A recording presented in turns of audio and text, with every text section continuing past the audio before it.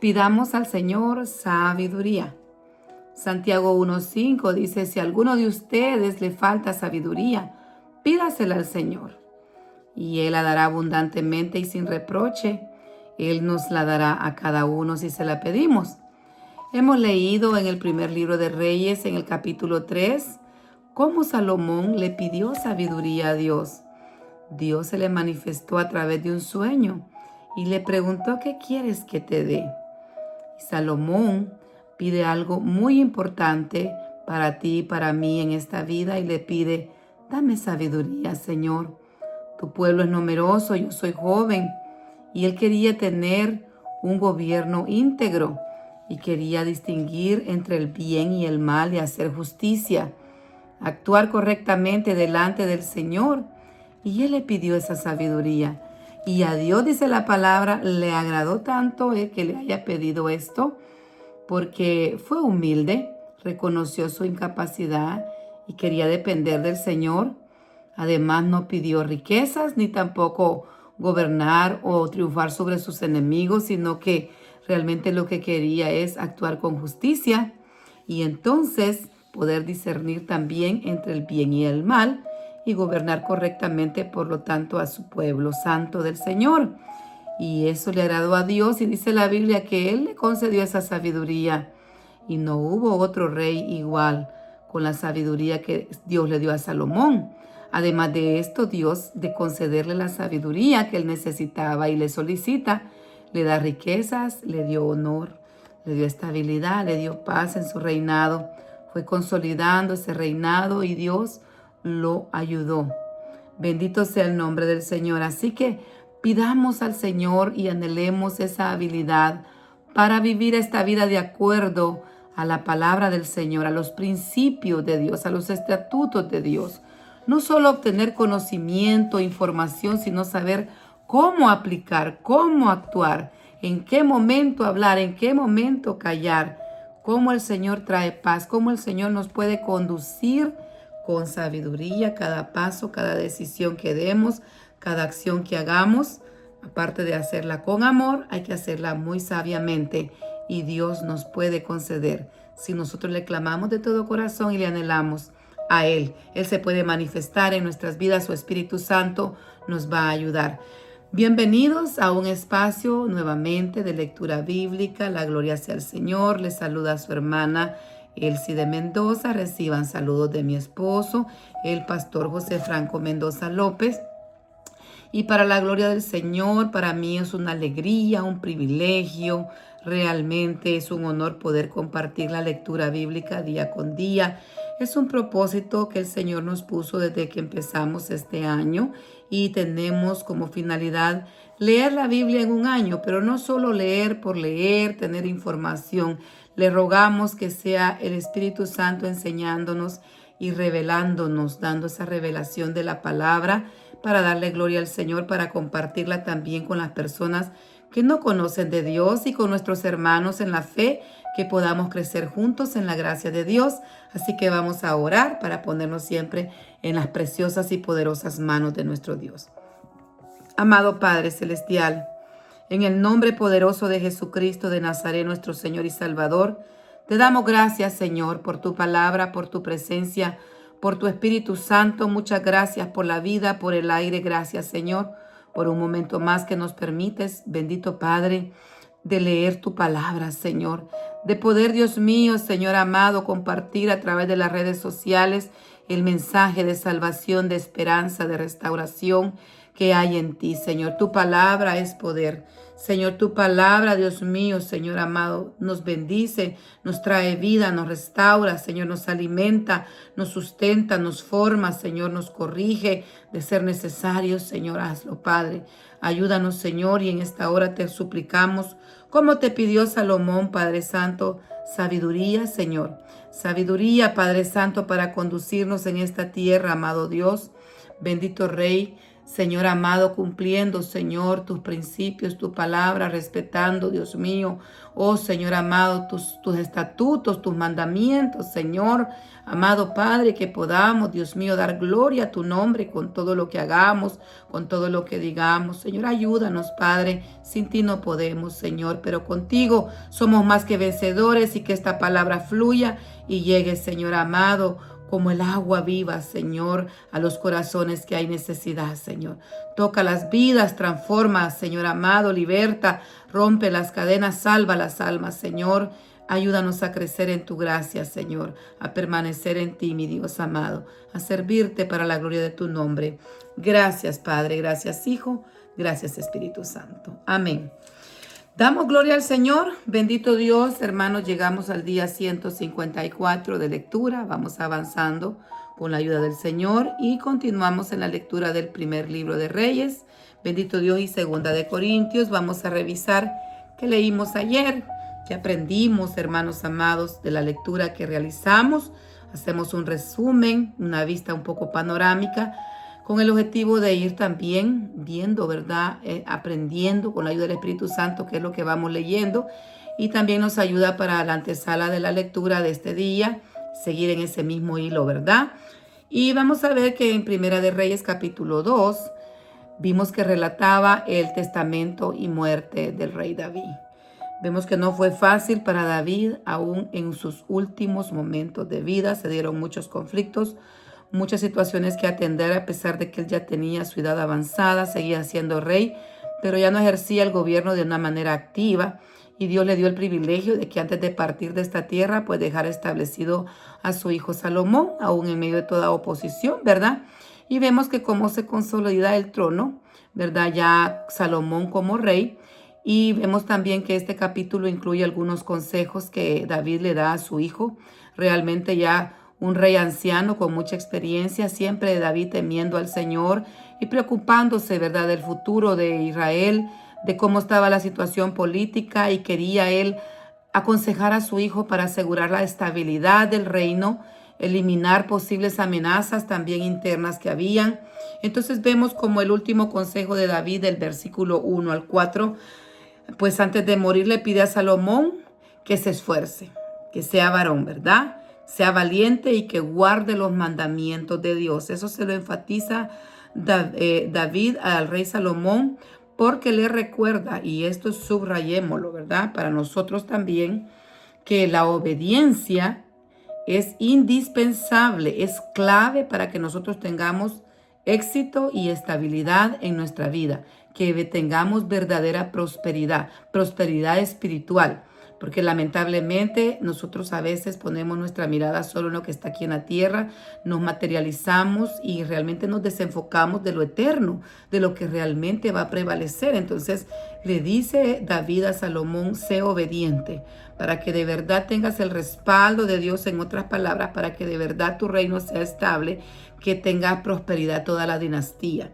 Entonces también vimos que él le da otras instrucciones difíciles, pero en aquel momento necesarias para que el reino también pudiera permanecer estable, porque leímos, ¿verdad?, que Adonías se autoproclamó rey, y a él lo siguieron algunos líderes religiosos y también militares.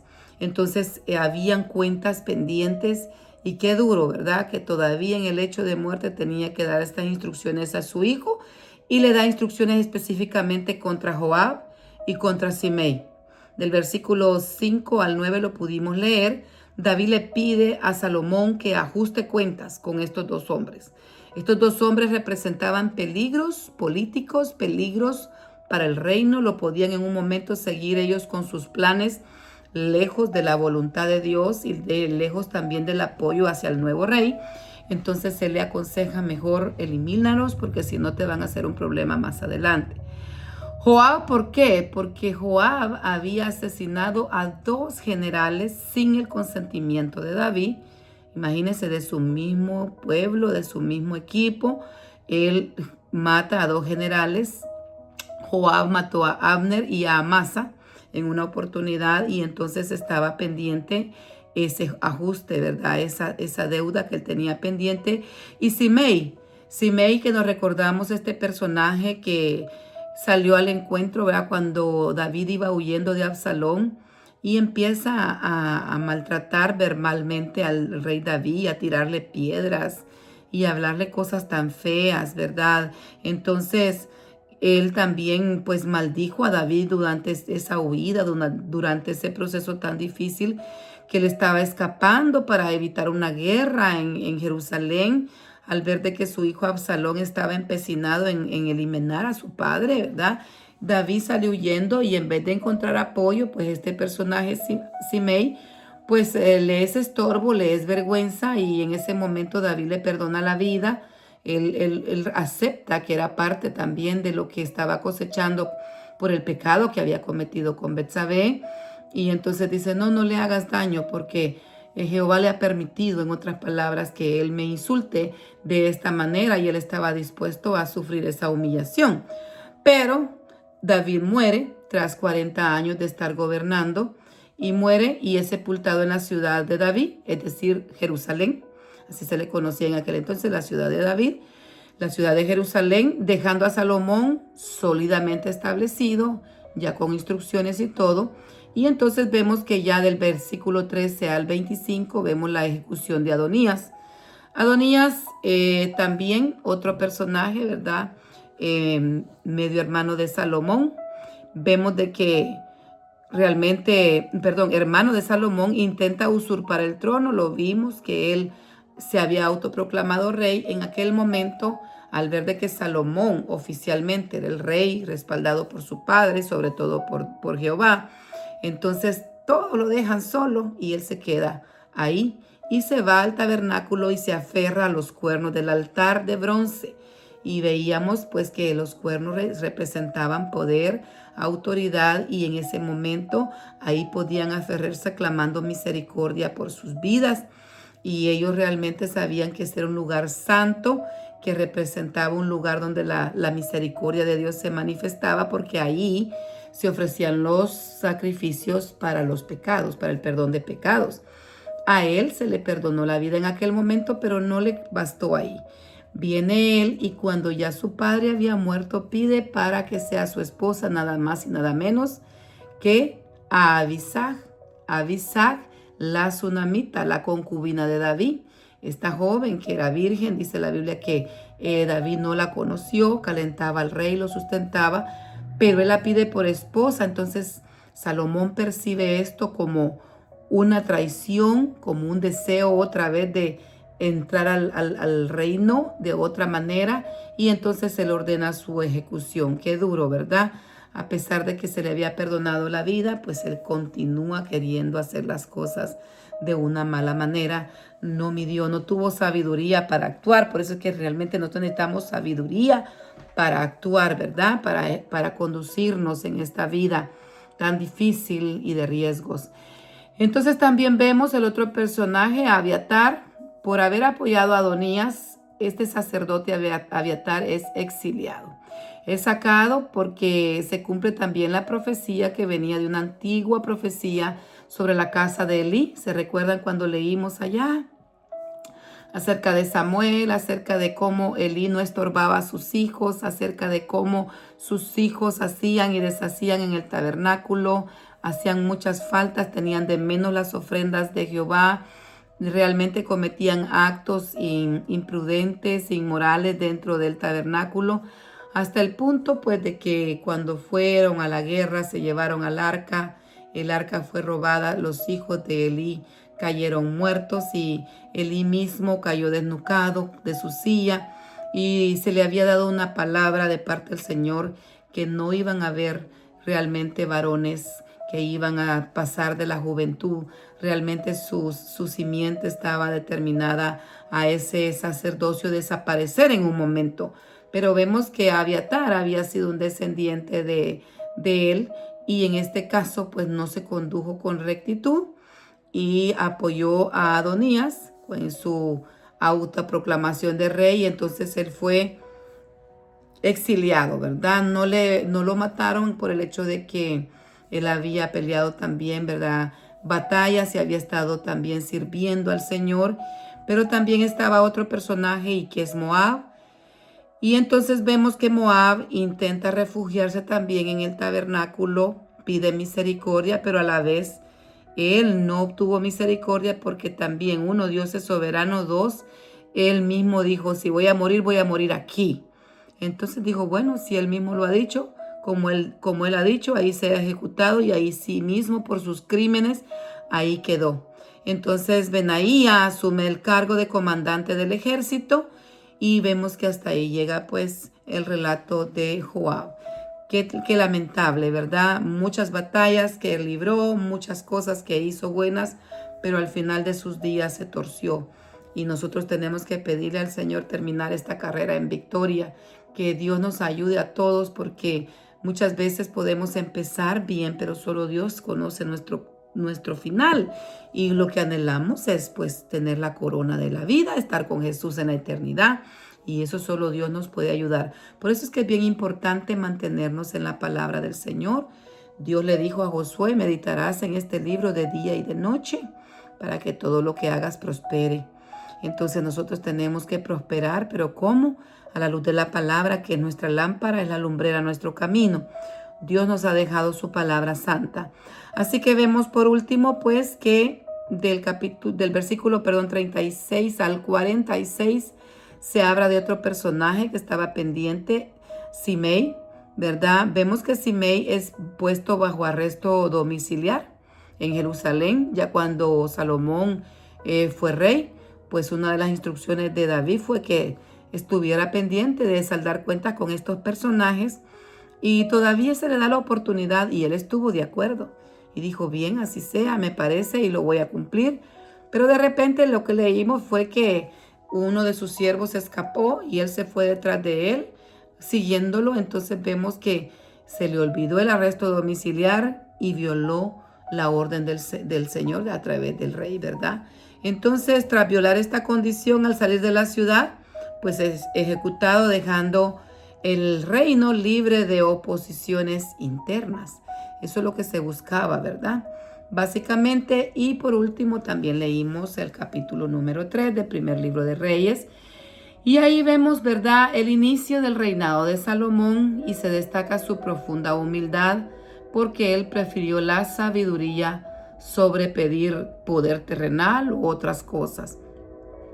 Los tres eventos fundamentales de este capítulo, ¿verdad?, marcan también el tono y el tipo de reinado que iba a Salomón realizar y las bendiciones que Dios le dio.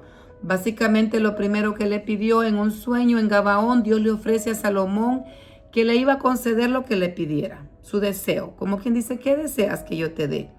¿Qué anhelas? ¿Qué quieres? Lo mismo nos puede preguntar el Señor a nosotros, ¿qué quieres que te dé? Y entonces él, en vez de pedir larga vida, en vez de pedir triunfo militar, en vez de pedir riqueza, Salomón pide un corazón entendido, pide sabiduría para gobernar con justicia y discernir entre el bien y el mal. Su pueblo es numeroso. Tu pueblo es numeroso, Señor, y yo soy joven. Y la respuesta divina vino de inmediato. A Dios le agradó profundamente esta petición y como recompensa también le entrega la sabiduría, pero también le añade riquezas y honor que superan a cualquier otro rey que se haya mencionado, excepto el Rey de Reyes y Señor de Señores, nuestro Señor y Salvador Jesucristo, ¿verdad? Superior a todos, el Rey de Gloria, el Rey de Reyes. No hay nadie como Él. Bendito Dios. Entonces, vemos que rápidamente se le presenta una situación difícil a Salomón. Dos mujeres disputan ser la madre de un bebé. Las dos habían tenido casi al mismo tiempo un bebé, pero el bebé de la una muere en la noche porque ella se acostó sobre su hijo, dice la palabra. Entonces ese fue el relato. Y ambas decían, no, el bebé es mío, no, el que murió es el tuyo, el vivo es el mío, y así. Entonces Salomón pide una espada y les dice, ok, las dos dicen ser la madre de este niño, pásenme una espada, entonces vamos a partirlo y le vamos a dar la mitad a cada una. Cuando oyeron esto, la una decía, bueno, sí, así se haga. La otra dijo, no, no se haga tal cosa. Entréguenselo vivo a ella, pero no le quiten la vida. Y entonces Salomón dice, ella es la madre. Porque su madre, la verdadera madre, iba a estar dispuesta a renunciar a su hijo, no tenerlo cerca, pero verlo con vida. Entonces todo el pueblo quedó impresionado de ver la sabiduría, ¿verdad? ese don de discernimiento que Dios le había dado. Y es lo que nosotros también tenemos que pedir, ese discernimiento espiritual para no caer en engaños. Entonces, vemos para la gloria del Señor cómo vamos avanzando y aprendiendo acerca de la vida de Salomón, su reinado, cómo reaccionaba, pero también al final pues sabemos que él se desvió. Vamos a seguir aprendiendo con la ayuda del Señor. Este día nos corresponde leer el capítulo número 4 y 5 en el nombre del Padre, del Hijo y del Espíritu Santo. Reinó pues el rey Salomón sobre todo Israel, y estos fueron los jefes que tuvo: Azarías, hijo del sacerdote Sadoc, Elihoref, y Ahías, hijo de Sisa, secretario de Josafat, hijo de Ahilud, canciller Benaía, hijo de Joiada, sobre el ejército, Sadoc y Abiatar, los sacerdotes, Azarías, hijo de Natán, sobre los gobernantes, Zabud, hijo de Natán, ministro principal y amigo del rey, Ahisar, mayordomo, Adoniram, hijo de Abda, sobre el tributo. Tenía Salomón 12 gobernadores sobre todo Israel, los cuales mantenían al rey y a su casa. Cada uno de ellos estaba obligado a abastecerlo, por un mes en el año. Estos son los nombres de ellos: el hijo de Ur en el monte de Efraín, el hijo de Decar en Macás, en Saabim, en Bet-Semes, en Elón y en Bet-Hanam, el hijo de Gesed en Arubot. Este tenía también a Soco y toda la tribu de Heber, el hijo de Abinadab en los territorios de Dor. Este tenía por mujer a Tanaf, hija de Salomón, Baana, hijo de Ahilud, en Taanac, y Megiddo en toda la Bet-Seán, que está cerca de Seratán, más abajo de Jezreel, desde Bet-Seán hasta Abel-Meolá, y hasta el otro lado de Jocmeam, el hijo de Heber en Ramot y de Galaad. Este tenía también las ciudades de Jair, hijo de Manasés, las cuales estaban en Galaad. Tenía también la provincia de Argob, que estaba en Basán, 60 grandes ciudades como muros cerradas de bronce. Ahinadab, hijo de Ido, en Mahanaim, Ahinmaas, en Neftalí. Este tomó también por mujer a Basemat, hija de Salomón, Baana, hijo de Uzai, en Asir y en Alot, Josafat, hijo de Parúa, en Isaacar, Simei, hijo de Ela, en Benjamín, Heber, hijo de Uri, en la tierra de Galaad, en la tierra de Seón, rey de los amorreos, y de Og, rey de Basán. Este era el único gobernador en aquella tierra. Judá e Israel, entre muchos, como la arena que está junto al mar, en multitud, comiendo, bebiendo y alegrándose.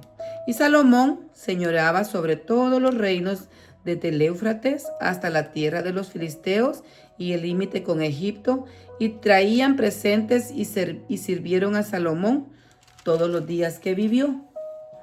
Y la provisión de Salomón para cada día era 30 coros de flor de harina, 70 coros de harina, 10 bueyes gordos, 20 bueyes de pasto y 100 ovejas, sin los ciervos, gacelas, gorzos y aves gordas, porque él señoreaba toda la región al oeste del Éufrates, desde Tifsa hasta Gaza, sobre todos los reyes al oeste del Éufrates, y tuvo paz por todos lados alrededor. Y Judá e Israel vivían seguros, cada uno debajo de su parra y debajo de su higuera, desde Dan hasta Beerseba, todos los días de Salomón. Además de esto, Salomón tenía 40,000 caballos en sus caballerizas para sus carros y 12,000 jinetes.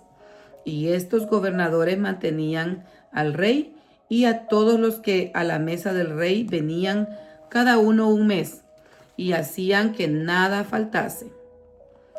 Hacían también traer cebada y paja para los caballos, para las bestias de carga, al lugar donde él estaba, cada uno conforme al turno que tenía. Y Dios dio a Salomón sabiduría y prudencia muy grande, y anchura de corazón como la arena que está a la orilla del mar. Era mayor la sabiduría de Salomón que la de todos los de los orientales, y que toda la sabiduría de los egipcios. Aún fue más sabio que todos los hombres, más que Etán Esraíta, y que Emán, Calcol y Darda, los hijos de Maol, y fue conocido entre todas las naciones alrededor, y compuso 3000 proverbios, y sus cantares fueron 5000. Fueron 1005, perdón. También disertó sobre los árboles, desde el cedro del Líbano hasta el hisopo que nace en la pared. Asimismo, disertó sobre los animales, sobre las aves, sobre los reptiles y sobre los peces. Y para oír la sabiduría de Salomón venían de todos los pueblos y de todos los reyes de la tierra, a donde había llegado la fama de su sabiduría. Vamos a leer ahora el capítulo 5, Pacto de Salomón con Hirán. Hirán, rey de Tiro, envió también sus siervos a Salomón, luego que oyó que lo habían ungido por rey en lugar de su padre, porque Hirán siempre había amado a David. Entonces Salomón envió a decir a Hirán: tú sabes que mi padre David no pudo edificar casa al nombre de Jehová su Dios por las guerras que le rodearon, hasta que Jehová puso a sus enemigos bajo la planta de sus pies. Ahora Jehová mi Dios me ha dado paz por todas partes, pues ni hay adversarios ni mal que temer. Yo, por tanto, he determinado ahora edificar casa al nombre de Jehová mi Dios, según lo que Jehová habló a David mi padre, diciendo: tu hijo, a quien yo pondré en lugar tuyo en tu trono, él edificará casa a mi nombre. Manda pues ahora que me corten cedros del Líbano, y mis siervos estarán con los tuyos, y yo te daré por tus siervos el salario que tú dijeres, porque tú sabes bien que ninguno hay entre nosotros que sepa labrar la madera como los sidonios. Cuando Hirán oyó las palabras de Salomón, se alegró en gran manera y dijo: bendito sea hoy Jehová, que dio hijo sabio a David sobre este pueblo tan grande. Y envió Hirán a decir a Salomón: he oído lo que me mandaste a decir. Yo haré todo lo que te parezca acerca de la madera de cedro y la madera de ciprés.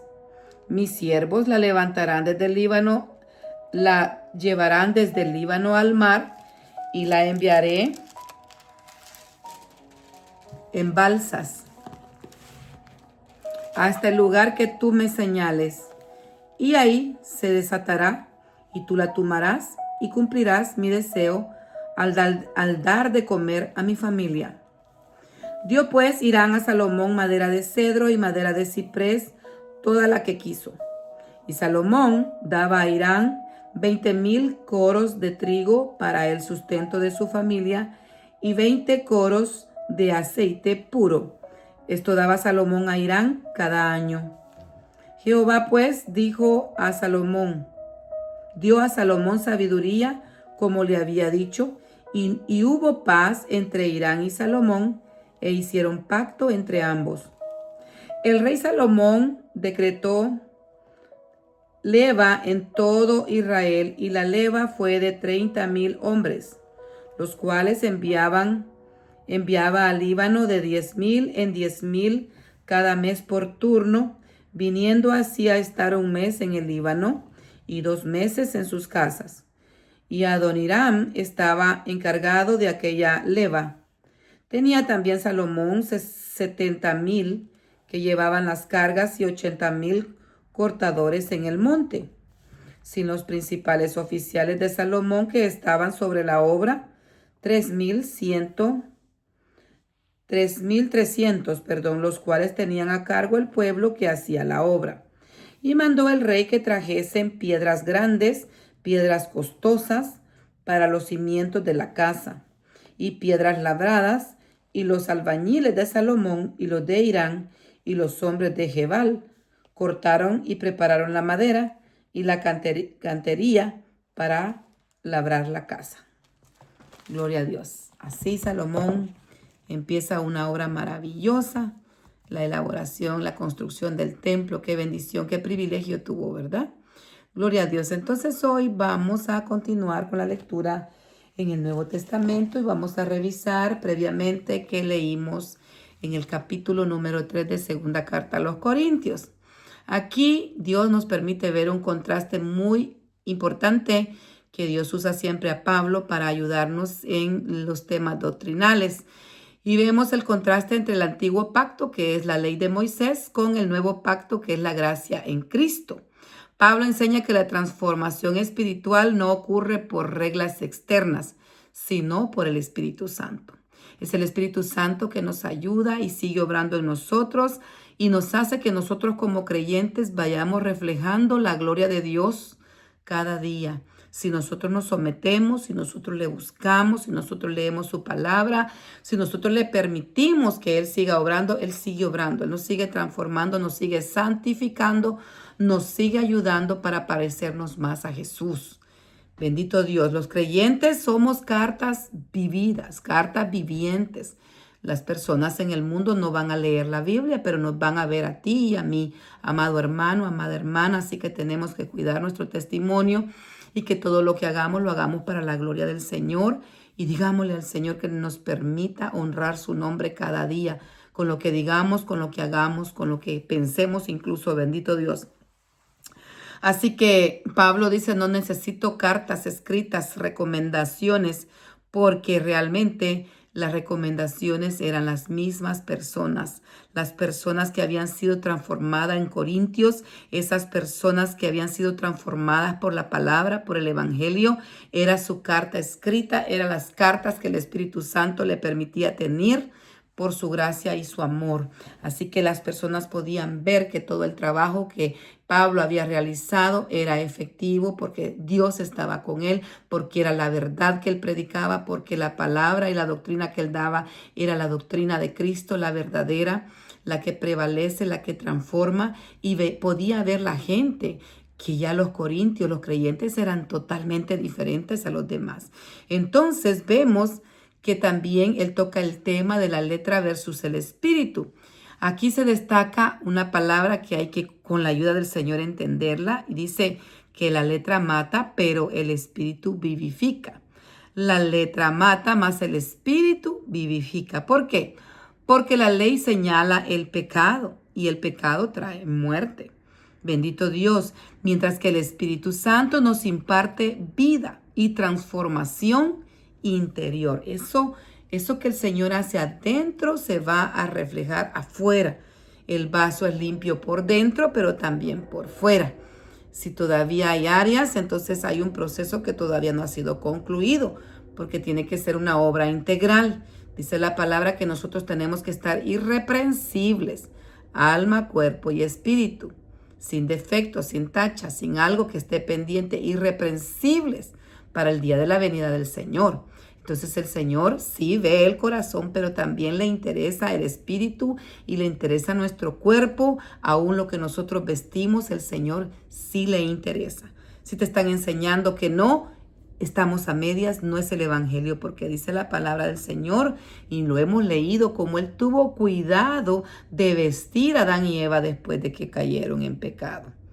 Ellos se taparon con hojas, con algo liviano, tenían vergüenza, pero el Señor los vistió con pieles. El Señor también tiene cuidado de sus siervos, les dijo cómo tenían que vestirse para ministrar en el tabernáculo, tanto los sacerdotes como el sumo sacerdote. Usted me puede decir, pero ya no estamos en el templo, pero la Biblia dice que tú y yo ahora somos sacerdotes de nuestro Dios. Somos reyes y sacerdotes.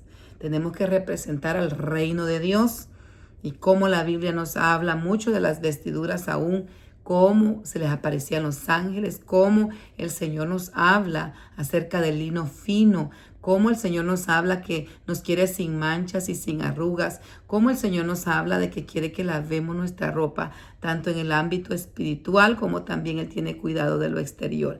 Así que hay tanto que aprender, gloria sea al Señor. Entonces vemos que el Señor nos hace una transformación completa. Bendito Dios, nuestra suficiencia entonces es Dios. Con nuestra fuerza no podemos. No somos capaces. Nosotros mismos nos fallamos. Hemos dicho cuántas veces que vamos a mejorar, pero solo con la ayuda de Dios podemos hacerlo. Entonces Pablo reconoce su propia incapacidad. Todo el éxito de su ministerio, él dice, proviene de Dios. No soy yo. Es Dios quien capacita al creyente. Es Dios quien elige. Es Dios que busca personas dispuestas y obedientes. No busca personas ya capacitadas. Es Él que nos capacita en su gran misericordia. Nos llama, nos escoge de lo vil y despreciable del mundo. Ahí donde estábamos tirados, sin valor, sin esperanza. A Él le place levantarnos y darnos un ministerio. Y Él nos va capacitando. Él nos va ayudando. Así que para servir, ¿cómo? En este nuevo pacto, en el pacto de la gracia, bendito Dios. Así que hay una gran gloria en el nuevo pacto. La ley fue dada a Moisés y la ley es gloriosa, tanto que cuando Moisés bajó, bendito Dios de estar allá con poderoso sea el Señor, es el Señor Dios Todopoderoso, bendito y alabado sea su nombre por los siglos de los siglos. Mi alma alaba a Jehová. Cuando Moisés bajó, su rostro resplandeció, su rostro estaba lleno de luz, tanto así que tuvieron que ponerle un velo, porque una gloria preciosa, pero era una gloria también que con el tiempo fue pasando. Entonces era una gloria temporal, pero en el nuevo pacto la gloria es mayor, es permanente, porque ya es en Cristo, ya el sacrificio único, perfecto y suficiente, verdadero, fue dado en la cruz del Calvario. Los sacrificios, el sistema sacrificial que venía bajo la ley era sombra y figura, era una preparación, un anunciamiento de lo que Cristo iba a ejecutar total y completamente perfecto en la cruz del Calvario. Así que la gloria ahora es mayor. Bendito Dios. Entonces tenemos una libertad que nos ha transformado, pero somos libres de qué? Libres del pecado, libres de la muerte. Pero Cristo no murió en la cruz para darnos licencia de seguir pecando. Ya no seríamos libres, volvemos a la esclavitud del pecado. Entonces el Espíritu Santo y la palabra nos transforman y nosotros tenemos hoy libertad.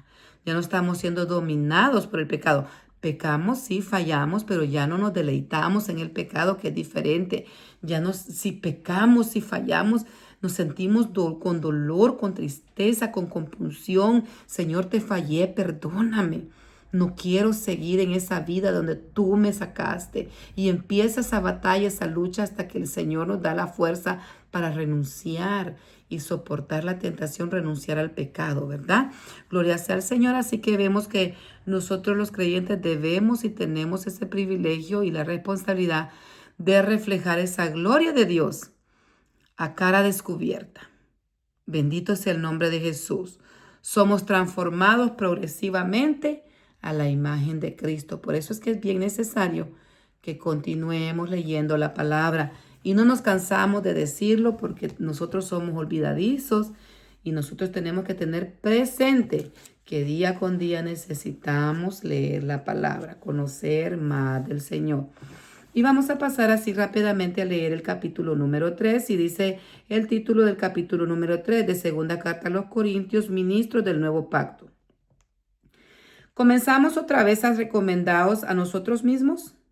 ¿O tenemos necesidad, como algunos de cartas de recomendación para vosotros o de recomendación de vosotros? Nuestras cartas sois vosotros, escritas en nuestros corazones. Bendito Dios. Leídas por todos los hombres, siguiendo manifiestos que sois cartas de Cristo, expedidas por nosotros, cartas no con tinta, sino con el Espíritu del Dios vivo, no en tablas de piedra, sino en tablas de carne del corazón. Y tal confianza tenemos mediante Cristo para con Dios. No seamos competentes por nosotros mismos para pensar algo como de nosotros mismos, sino que nuestra competencia proviene de Dios, el cual asimismo nos hizo ministros competentes. Gloria sea al Señor. Ministros competentes. Bendito Dios. Competentes del nuevo pacto, no de la letra, sino del espíritu, porque la letra mata, mas el espíritu vivifica.